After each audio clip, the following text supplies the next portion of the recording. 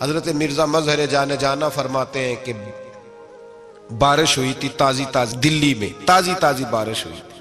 ایک بابا لکڑی کے جوتے پہنے کھڑا ہوں، اللہ اللہ اللہ اسی کسے دے کچھ بھی نہیں لگ دے نہ کوئی ساڈا دردی. بابا مست ہو کے جا رہا اللہ اللہ کرتا جا رہا. ایک طوائف اپنے کوٹھے سے اتر کے تو سیڑھیوں پہ بیٹھی تھی، ساتھ اس کا یار بھی بیٹھا تھا. بابا اپنی مستی میں جا رہا ہے تو بابا جی کے پیروں سے کچھ مٹی اڑی تو اس عورت کے کپڑوں پہ پڑ گئی. پرواہ نہیں، بزرگ گزر رہے. وہ یار اس کا دوڑا ہوا آیا، اس نے آ کے تھپڑ مارا. کا خیال نہیں سارے اس کے کپڑے آلودہ کر دیے، تو کدھر تیرا دماغ نہیں ٹھیک؟ بابے نے نظر اٹھائی، کہا بیٹے میں نے دیکھا نہیں، چل اللہ تیرا بھلا کرے، تو نے بدلہ لے لیا.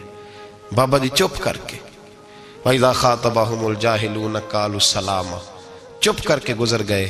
ٹھنڈ کا موسم تھا، بارش تازہ ہوئی تھی، حلوائی دودھ کاڑ رہا تھا. اس نے بٹھایا بابا جی کو پھٹے پہ، پیالہ پکڑا، دوڑ کے آگے بڑھا. بزرگ آ گئے، آئیے بیٹھیے. دودھ کا گرم پیالہ شکر ڈال کے دیا. بابا جی نے دودھ پیا، پھر نظر جھکی، پھر رنگ بدلا.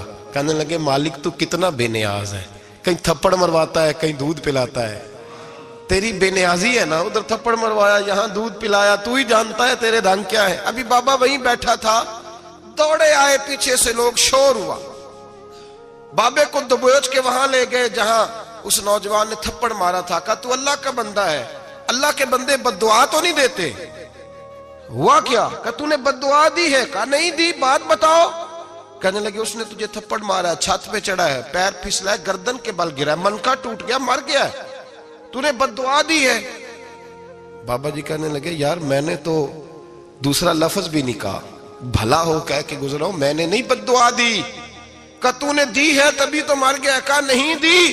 کہا بابا تو بزرگ آدمی ہے، سچ بول. تو بابا جی کہنے لگے سچ سنو. پھر میں آ رہا تھا، میرے پیروں سے مٹی اڑی، اس کے یار کے کپڑوں پہ پڑی، اسے برا لگا، اس نے مجھے مارا. جب اس نے مجھے مارا تو میں کوئی لاوارث تو نہیں تھا، جب اس نے مجھے مارا تو میں کوئی لاوارث تو نہیں تھا. مجھے دشمنوں نہ چھیڑو، میرا ہے کوئی جہاں میں ابھی پکار لوں گا، نہیں دور ہے مدینہ. اس نے مجھے مارا تو میں کوئی لاوارث تھا کہ میرا بدلہ کوئی نہ لیتا. اس نے مجھے مارا ہے تو میرے یار کو برا لگا تو اس نے اسے مار دیا ہے، میری تو غلطی کوئی نہیں. یاروں کا جھگڑا ہے، یہ تو دوستوں کا جھگڑا ہے، یہ تو یاروں کا جھگڑا ہے، کوئی غلطی نہیں میری، کوئی غلطی نہیں. خش جنہ قدر نہیں میرا، اے میرے صاحب نو وڈیائیاں، میں تے گلیاں دا روڑا کوڑا، میں گلیاں دا روڑا کوڑا. میں نو محل چڑھایا ہے سائیاں، میں نو محل چڑھایا ہے سائیاں. فرمایا اس نے مجھے لوارث سمجھا تھا کہ تھپڑ مار کے گزر جائے، میرا کو پوچھے گا ہی نہیں. میرے رسول پاک علیہ السلام کے بارے میں رب فرماتا ہے ابھی میں تو تیرے ہو تو وہ کافر کو سزا نہیں دیتا کہ تو موجود ہے.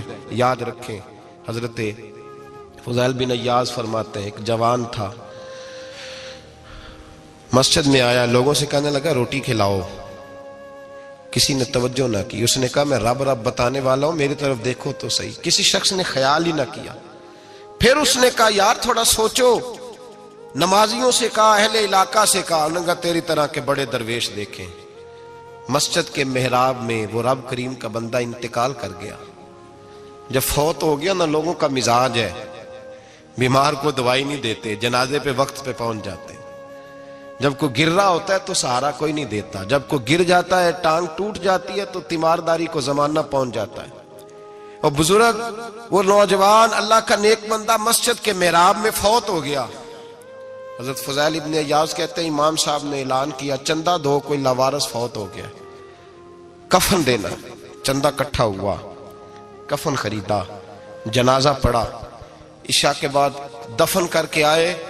فجر کی نماز کے لیے جب امام اور مؤذن مسجد میں آئے تو چیخیں مارنے لگے، تڑپنے لگے. دور دور تک آوازیں پھیل گئی، دنیا دوڑی آئی. کیا ہوا؟ کہنے لگے وہ جو تم نے کفن پہنایا تھا وہ یہاں پڑا ہوا ہے، اور دیکھو کفن پہ تحریر لکھی ہے. تحریر کیا ہے؟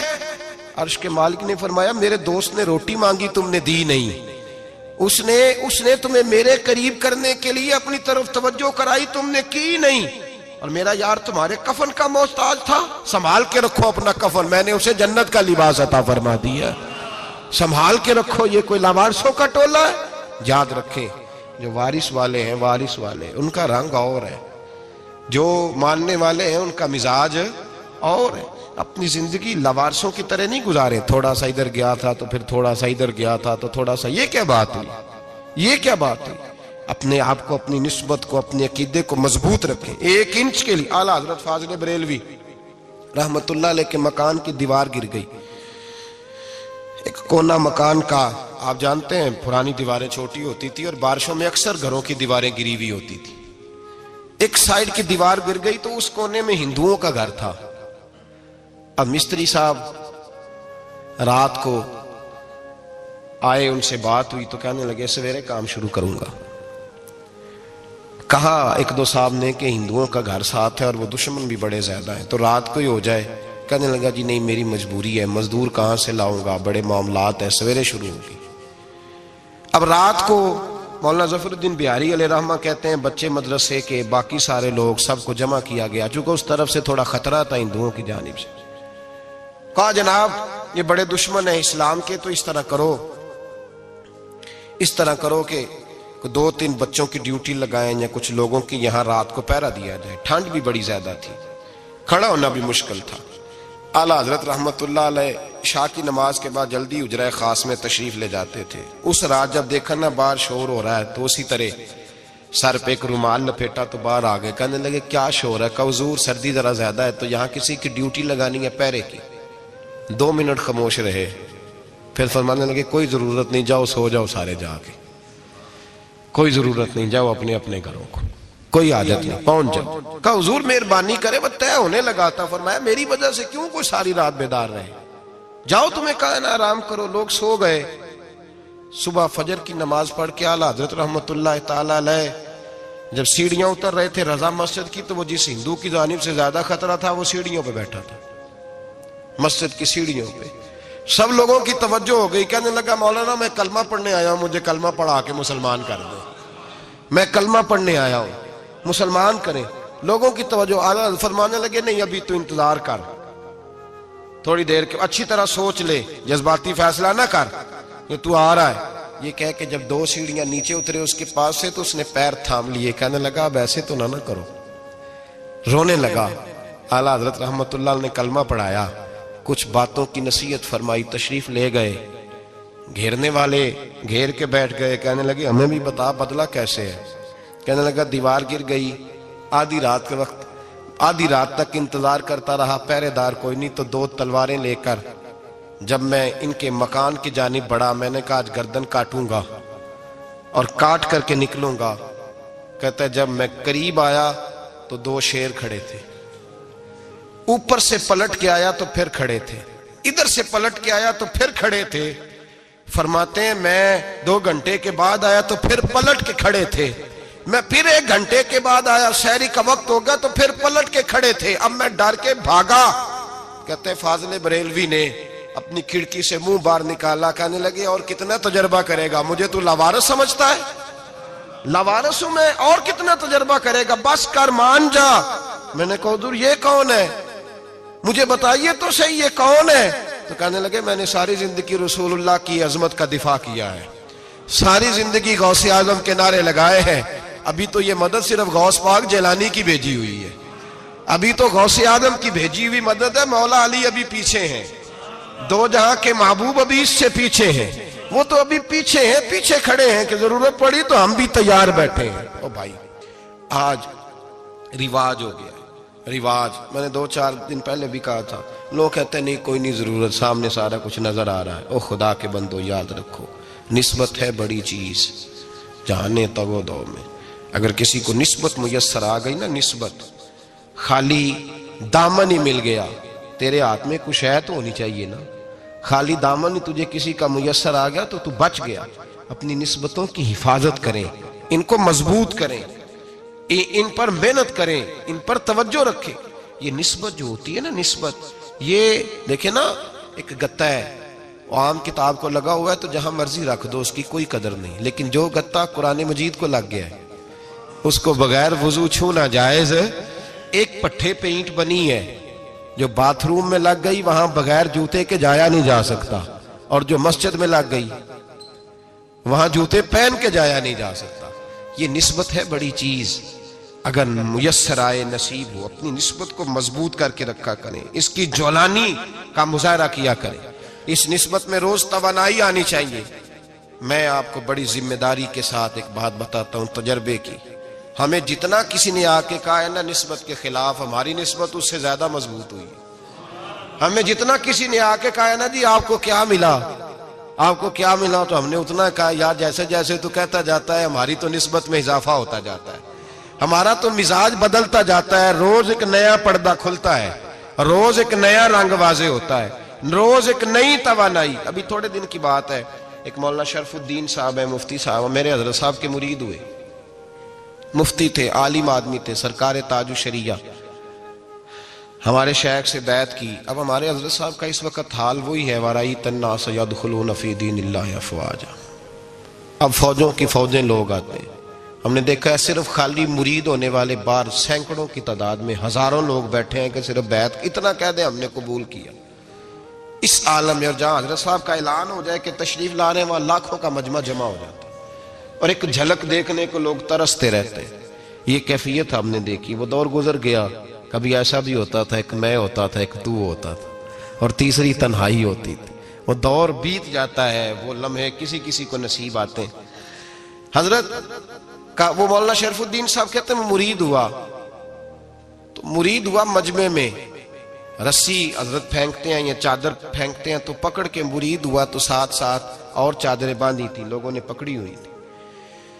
ایک مولانا, میں جب بیعت ہو کے آیا ان کو بتایا تو مجھے کہنے لگے یار تو ایسی جگہ مرید ہو گیا جو تیری بات بھی نہ سن سکیں, جن کو تو دکھڑا بھی نہ سنا سکے, جو مصروف ہی بڑے رہتے ہیں, کہاں مرید ہو گیا تو. ایسے پیر کا بیعت ہوتا جہاں تو جاتا وہ تیرے پاس آتے, گفتگو ہوتی, بات چیت ہوتی. کہتے جب انہوں نے مجھے بہت زیادہ قائل کیا نا, بہت زیادہ, تو میں نے ارادہ کر لیا, میں نے کہا بات ٹھیک ہے, بیعت کہیں اور ہونا چاہیے تھا. کہتے میں عشاء کے بعد سویا تو حضرت صاحب مجھے خواب میں ملے, خواب میں, اور فرمانے لگے مولانا جب آپ مرید ہوئے تھے تو آپ اس جانب بیٹھے تھے, اس کونے میں آپ تھے, اتنے لوگ آپ سے پہلے تھے, اس حال میں آپ مرید ہوئے تھے, اور جہاں تک بات چیت کرنے کی بات ہے تو آپ نے جو دل میں سوچا تھا وہ میں نے آ کے آپ کو بتا دیا ہے. پھر بھی بڑی ضرورت ہو تو میرے صاحبزادے کا نمبر لے لیں اور فون کر لیا کریں, بات ہو جایا کرے گی. کہتے ہیں یہ ابھی بات ہو ہی رہی تھی کہ میرے دروازے پہ دستک ہوئی تو میری آنکھ کھل گئی. میری آنکھ کھلی تو میں پریشان ہوں کہ نمبر تو ملا نہیں. ایک انجینئر صاحب میرے محلے میں رہتے تھے, فرماتے ہیں وہ شام کو میرے پاس آئے اور کہنے لگے مولانا سنا ہے آپ حضرت مفتی اختر رضا صاحب سے مرید ہو گئے. میں نے کہا ہاں. تو کہنے لگے میں ان کے مدرسے میں کام کر کے آئے ہوں, میرے پاس ان کے بیٹے کا نمبر ہے, چاہیے آپ کو؟ نمبر ہے چاہیے. کہتے ہیں نمبر مجھے وہ شام کو گھر آ کے دے گئے.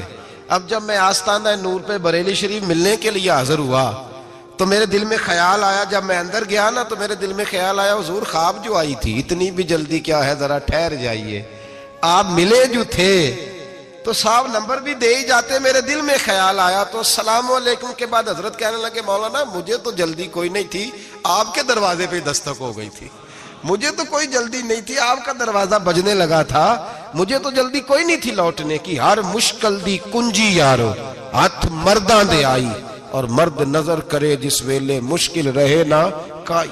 بس لوگوں یہ یاد رکھو اور اس پہ عمل کرو, اپنی نسبتوں کو مضبوط کریں. ہمارا تو جیسے دن کا اجالا چمکتا ہے نا, چمکتا ہے دل کا اجالا, جیسے نیا دن چڑھتا ہے ہمارے لیے تو ایک نئی روشنی لے کے آتا ہے. اپنے آپ کو بیدار رکھیں. سورج اگر باہر پورا نکل آئے نا تو جو آدمی آنکھیں زور سے بند کر لے اسے کوئی شے نظر نہیں آتی. پورا سورج نکلا ہوا بھی ہو, سورج اسے نظر آئے گا جس کی اپنی آنکھیں بھی کھلی ہوں گی. تو آنکھیں نہیں کھول رہے, تو آنکھیں نہیں کھول رہے, آنکھیں, یہ شکوہ آنکھیں نہ کھولنے کا ہے, آنکھیں نہیں کھول رہے تو سورج کیسے نظر آئے گا. بات ذرا سخت ہے پر چلو آپ میرے عزیز ہیں, کر جاتا ہوں. ملا رومی رحمت اللہ تعالیٰ علیہ فرماتے مجھ سے ایک شخص نے کہا کہ نبی پاک صلی اللہ تعالیٰ علیہ وسلم اگر سراجم منیرہ ہے تو نظر کیوں نہیں آتے؟ تو میں نے کہا الو اگر آنکھیں بند کر لے تو اسے کوئی شے نظر نہیں آتی. آنکھیں بند کر لے تو اسے کوئی شے نظر, تو آنکھیں تو کھولنا, آنکھیں کھول. یہاں میں اپنے کمرے میں یوں پردہ آگے کر کے لائٹ بند کر کے باہر شور مچاؤں, سورج کوئی نہیں, سورج کوئی نہیں, تو مجھے کوئی بندہ کہے گا پاگل, اس طرح کر, باہر نکل. ادھر آ تجھے دکھاؤں سورج ہے کہ نہیں، تیری تو اپنی آنکھیں بند ہے۔ اقبال کہتے ہیں دل بینا بھی کر خدا سے طلب، آنکھ کا نور دل کا نور نہیں، اندر کی آنکھیں کھول، اندر اتنا اندھیرا ہے تو باہر کیسے نظر آئے گا؟ تو لوگ آنکھ ہی نہیں کھولتے، دائیں بائیں دیکھتے رہتے ہیں۔ نسبت کو مضبوط کریں۔ رب تو فرماتا ہے حبیب تو موجود ہے تو میں کافر کو بھی عذاب نہیں دیتا۔ اب یہاں خالص نسبت کا بیان ہے، خالص، یہ نہیں فرمایا کہ حبیب ان کے عمل اچھے ہیں تو میں عذاب نہیں دیتا، یہ نہیں فرمایا کہ حبیب یہاں خانہ کعبہ ہے تو میں عذاب نہیں دیتا، نسبت کی بات فرمائی، نسبت کی۔ یہ نہیں فرمایا کہ حبیب یہاں روز طواف ہوتا ہے تو عذاب نہیں دیتا، یہاں تلاوت ہوتی ہے تو فرمایا حبیب تو ہے اس لیے میں انہیں عذاب۔ مدینے میں کبھی زلزلہ نہیں آیا، پتہ ہے آپ کو؟ اس لیے نہیں آیا کہ وہاں میرے مصطفیٰ کا گنبد خضرا ہے۔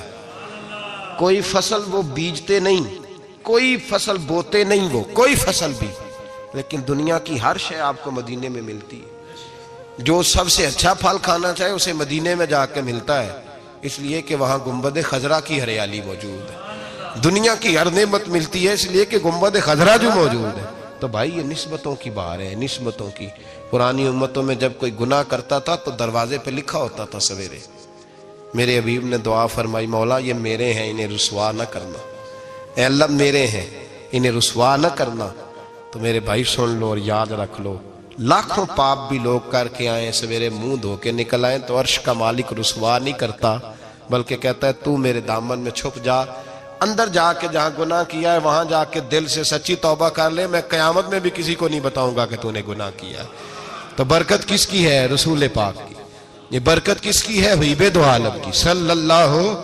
غلامی کا رشتہ مضبوط کریں، غلامی کا وارث والے بنے، لوارث نہ بنے۔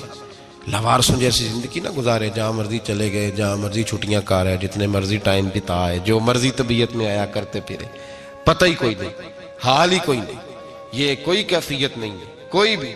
مجھے ایک صاحب کہنے لگے کہ ایک پیر بھائی پوچھ رہا تھا حضرت صاحب کا حال کیا ہے، میں نے آج کے بعد اس نے تجھ سے پوچھا تو بالکل نہ بتانا۔ وہ کیسا بیٹا ہے، وہ کیسا بیٹا ہے جو پڑوسیوں سے دائیں بائیں لوگوں سے حال پوچھتا ہے، اسے پتہ ہی نہیں، اسے خبر ہی نہیں، اسے تو لمحے لمحے کی خبر ہونی چاہیے، اسے تو منٹ منٹ کا پتہ ہونا چاہیے تھا۔ وہ اس نے کس طرح کی نسبت رکھی ہوئی ہے جس کو ہم سایوں سے پوچھنے پڑتا ہے ذرا پتہ کر کے بتانا حال کیا ہے۔ تو کدھر تھا بھائی، اتنی دیر ہو گئی، تو نے حال بھی کسی اور سے پتہ کرانا ہے؟ میں نے کہا اس کو کہنا آج کے بعد حال پوچھنا ہوا تو خط لکھے، میں بھی جواب لکھ دوں گا، بات ختم ہو گئی۔ جب دور دور جو رہنا ہے تو ٹھیک ہے، پھر اس طرح نہ تو خدا ہے نہ میرا عشق فرشتوں جیسا، دونوں انسان ہیں تو پھر کیوں اتنے حجابوں میں ملے؟ اور اس نے کہا تھا اب کہ ہم بچھڑے تو شاید کبھی خوابوں میں ملے، جیسے سوکھے ہوئے پھول کتابوں میں ملے۔ ایسا کام نہ کریں کہ وہ انداز ہی بدل جائے، اپنے آپ کو، اپنی نسبتوں کو مضبوط کریں۔